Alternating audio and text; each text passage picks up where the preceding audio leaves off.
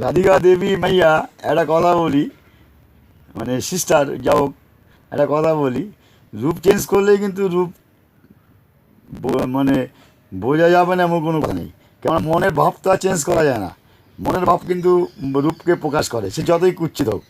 তার মধ্যে সুন্দর যেমন মনের ভাব, সেমন যতই কুচ্ছিত হোক কিন্তু একটা মিষ্টি ভাব তার মধ্যে থাকবেই।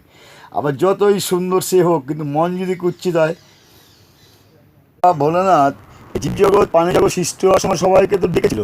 জীবজগৎ, প্রাণী জগৎ, উদ্ভিদ জগৎ, পশু জগৎ, টোটাল জগৎ, মানুষ জগৎ সৃষ্টি হওয়ার সময় সবাইকে ডেকেছিল। তখন পালালো কেন বাবা? তখন তো তোর উপর চাপা হলো কেন? আমার তো এইটাই মানে কথা। তখন তো এখন তৈরি ছেলের সবাই হতে গেলে হবে? শিব করে যে মনের যন্ত্রণা নিয়ে সৃষ্টি, আর এখন তৈরি ছেলের বাবা সবাই, এটা কিন্তু সম্ভব? আমিও তো 500,000 কোটি কোটি ছেলের বাবা, তা আমি আমার শিব হবো? এটা হয় না।